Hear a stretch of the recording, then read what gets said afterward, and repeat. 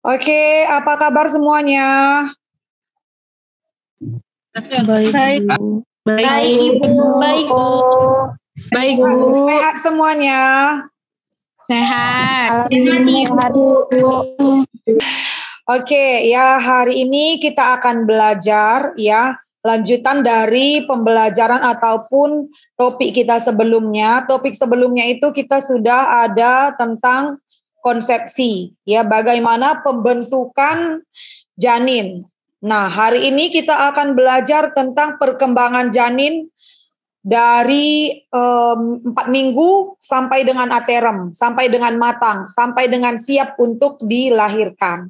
Saya akan share screen. Oke, bisa dilihat ya. Bisa, Bu. Suara saya bisa terdengar dengan jelas. Jelas, Ibu. Yang bisa mendengar suara saya dengan jelas, boleh dilambaikan dulu tangannya kayak begini semuanya. Oke, ya bagus. Oke, ya saya harap selama kita mengikuti perkuliahan ini, semua on kamera, jangan ada yang menutup kameranya ya. Pertumbuhan dan perkembangan janin dari 0 sampai 38 minggu. Ya, kita tahu kehamilan aterem, ya kehamilan usia janin siap lahir ke dunia itu adalah 37 sampai 42 minggu. Kalau kurang dari 37 itu kita sebut dengan prematur, artinya dia belum siap untuk lahir. Dan kalau lebih dari 42 minggu itu juga tidak sehat atau tidak bagus. Itu kita sebut dengan istilah post-death, ya, kehamilan lewat waktu. Ya, jadi apa saja yang terbentuk, bagaimana sistem pembentukannya selama di dalam kehamilan, ya. Kita akan lihat bersama-sama, kita akan pelajari bersama-sama. Nah, pernah nggak dengar istilah seperti ini? Kalau misalnya janin itu ataupun kehamilan itu masih 4 minggu, nggak apa-apa dijatuhin, nggak apa-apa digugurin. Pernah nggak dengar istilah itu? Pernah, Bu. Pernah ya? Coba ya, saya mau tahu dulu nih. Yang pernah dengar, coba angkat tangannya. Kalau nggak pernah dengar ya nggak apa-apa. Yang pernah dengar aja istilah itu. Kalau 4 minggu nggak apa-apa dijatuhin. Itu kan masih darah, setetes darah. Yang pernah dengar coba angkat tangannya. Ya ada beberapa ya sudah pernah dengar ya. Ada juga yang nggak pernah dengar istilah itu. Ya istilah itu cukup populer lah saya katakan ya. Rata-rata banyak orang itu beranggapan kalau misalnya usia kehamilan 4 minggu itu masih hanya setitik darah. Jadi nggak apa-apa kalau dijatuhin. Nah, jadi di sini kita akan belajar sama-sama apa yang terjadi mulai dari 4 minggu sampai dengan aterem 37 minggu. Ya, jadi sejak mulai konsepsi itu adalah pertemuan antara sperma dengan ovum, sudah terjadi pembuahan, sudah terjadi bakal zigot ataupun bakal janin, bakal manusia. Walaupun ibu belum merasakannya bergerak, ya, tetapi itu sudah mulai terjadi pembentukan nyawa di situ. Nah, kita akan lihat ya. Ini adalah awal pembuahan. Ketika sperma bertemu dengan ovum, ya. Nah, begitu sperma memasuki ovum, di situ sudah mulai terjadi pembuahan, seperti saya katakan. Jadi pada saat janin itu ataupun kehamilan itu berumur 4 minggu, ya, di situ sudah mulai terbentuk sistem pencernaan, ya, sistem saraf, dan juga sudah mulai terbentuk indera. Jantung, paru-paru sudah mulai terbentuk. Ukuran janin itu pada saat 4 minggu itu sudah sebesar 2 mm ataupun sebesar biji kacang hijau. Kacang hijau ya, tahu kacang hijau ya, 2 mm itu nggak sampai 1 cm. Segitulah kecilnya. Tapi sekecil itu sudah ada di situ jantungnya, paru-parunya, sudah ada juga di situ tulang belakangnya, ya sudah mulai terbentuk di situ usus ataupun pencernaan dari yang kecil sebesar kacang hijau itu.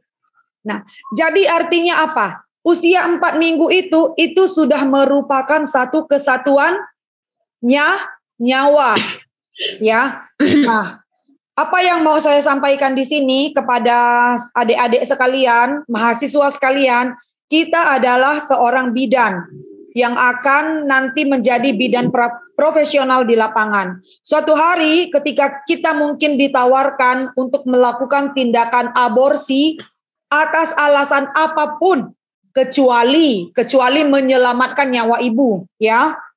Kecuali menyelamatkan nyawa ibu, jangan pernah kita tergiur untuk melakukan tindakan aborsi. Karena seperti saya katakan, sejak pembuahan itu sudah terbentuk satu nyawa di situ. Oke, seperti saya pernah bilang juga, ya, apakah berbeda membunuh anak berusia 5 tahun dengan membunuh seorang nenek-nenek berusia 90 tahun?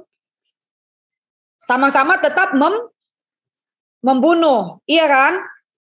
Nah, begitu juga dengan membunuh nyawa usia ataupun umur 4 minggu, itu juga tetap membunuh nyawa. Apalagi sampai membunuh anak sendiri. Nah, itu akan menjadi satu trauma yang dibawa seumur hidup, perasaan merasa bersalah, merasa berdosa, itu akan dibawa seumur hidup. Jadi jangan sampai kita menimbulkan orang yang trauma seperti itu dengan kita membantu proses aborsinya. Itu yang mau saya tekankan juga. Di samping kita memahami, ya, kita memahami apa itu prosedurnya, apa saja itu yang bertumbuh dari minggu ke minggu, kita juga harus tahu. Oke? Ada pertanyaan sampai di sini? Jelas? Jelas, Bu. Ya, kita lanjut ya. Usia 8 minggu. Kita sebenarnya setiap minggu itu tetap ada yang bertumbuh. Tetapi di sini saya akan bagi berdasarkan trimester dan berdasarkan bulan aja. 4 minggu itu kan 1 bulan, ya. 8 minggu itu 2 bulan. Nah, jadi dari 4 minggu ke 8 minggu, tadi 4 minggu berapa tadi? 2 mm. Nah, 8 minggu dia sudah panjangnya itu sudah 2,5 cm. Ya, 2,5 cm. Dan di situ sudah mulai terbentuk jari-jarinya, tulangnya sudah mulai kelihatan, ya.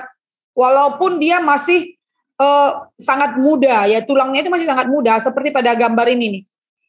2 cm ya, bisa dibayangin 2 cm sekecil apa ya, 2 cm segini aja nih. Sampai ruas jari telunjuk ini nggak sampai segini. Nah, jadi usia 1 bulan ya masih segitu.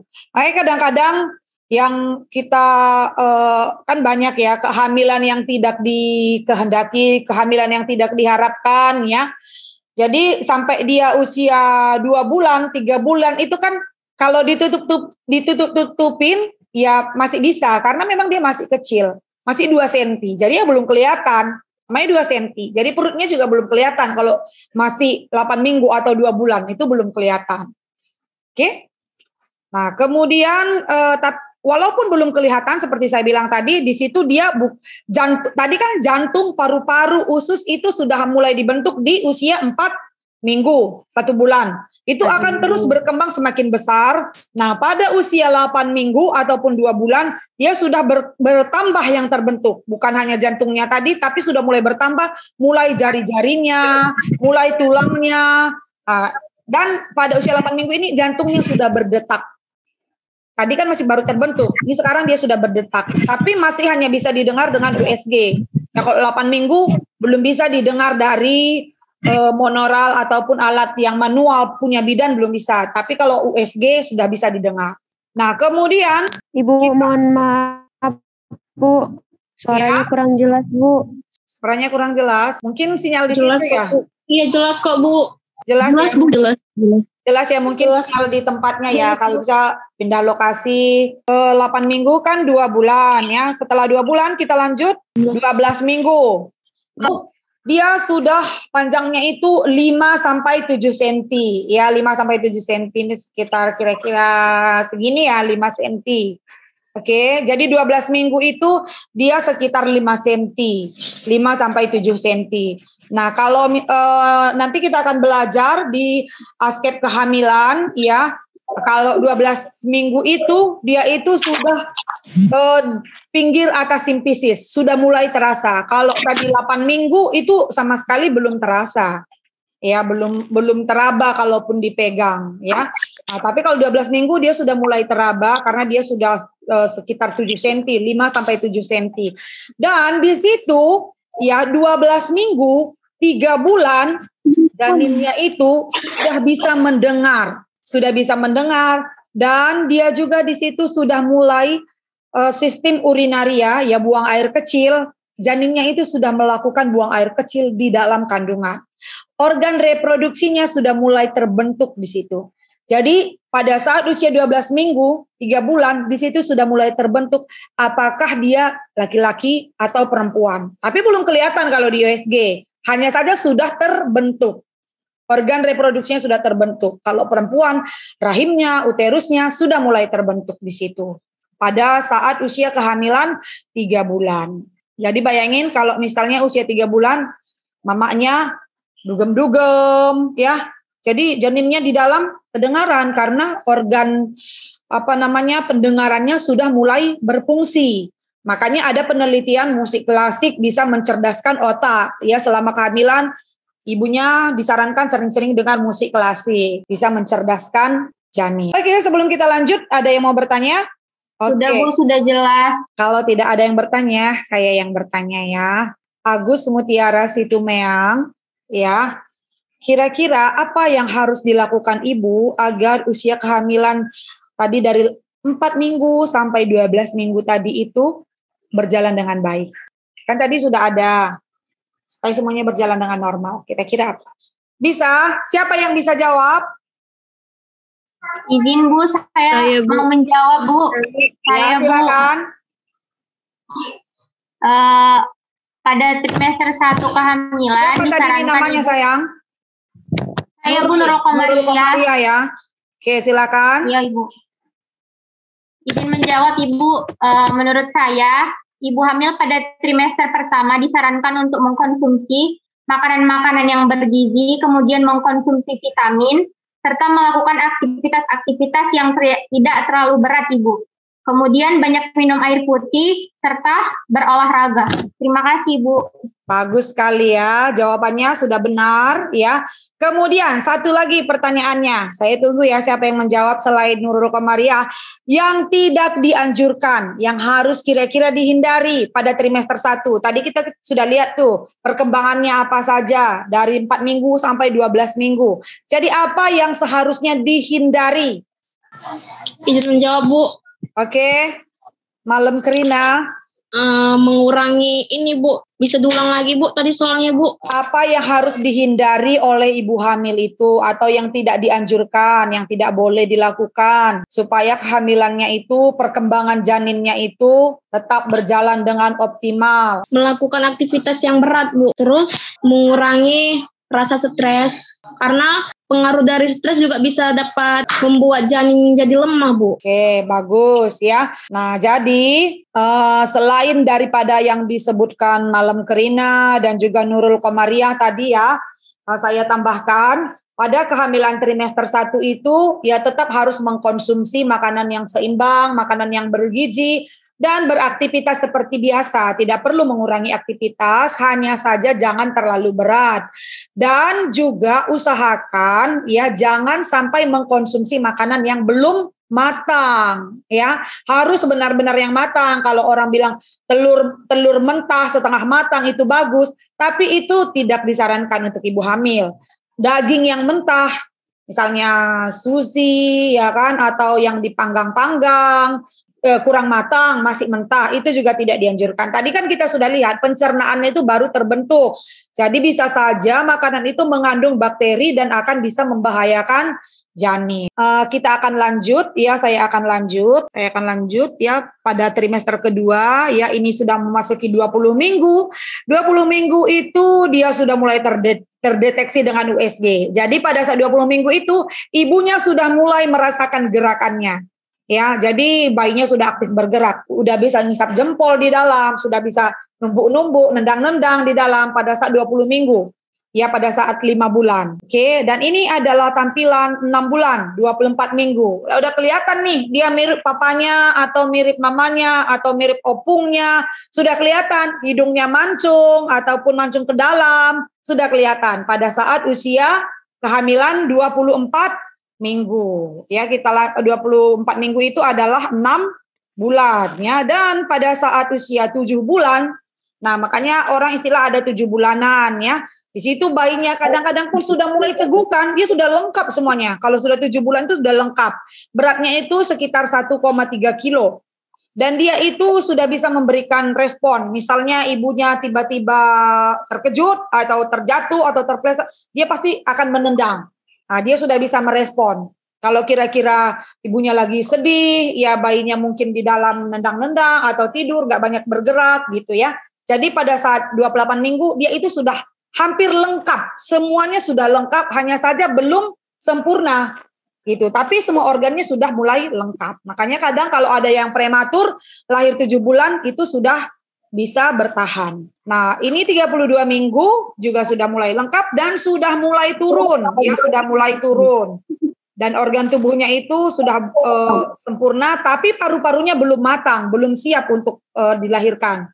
Tapi sudah lengkap, maksudnya sudah terbentuk, hanya saja belum matang. Kemudian 36 minggu. 36 minggu berapa bulan? 9 bulan. 9 bulan bayi itu sudah siap untuk dilahirkan. Oke, bayinya sudah siap untuk dilahirkan. Termnya itu adalah 9 bulan, bukan di 36 minggunya ya, 37 minggu sampai 42 minggu. Kalau 36 minggu masih kurang 1 minggu. Jadi 37 minggu di situ bayinya sudah siap untuk lahir. Nah, kira-kira seperti ini tampilannya kalau sudah lahir ya. Semua pun akan senang. Oke, sekianlah kelas kuliah kita malam hari ini. Apakah ada lagi yang bertanya? Izin bertanya, Bu. Saya, Bu, izin bertanya. Saya, Bu, izin bertanya. Ya, yang pertama siapa? Saya, Bu. Oke, Nurul. Saya, Bu, izin bertanya, Bu. Ya, silakan, Nurul. Saya izin bertanya, Bu. Apakah letak posisi plasenta atau janin bisa berubah-ubah atau tidak ada posisi yang normal, Bu? Terima kasih, Bu. Oke, bagus sekali pertanyaannya ya. Kalau plasenta, dia letaknya itu tidak berubah-ubah karena dia sekali nempel terus di situ.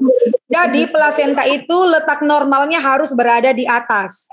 Kalau di bawah, dia itu menutupi jalan lahir, itu tidak normal. Tapi masih tetap bisa melahirkan normal. Kalau tidak menutupi semua jalan lahir.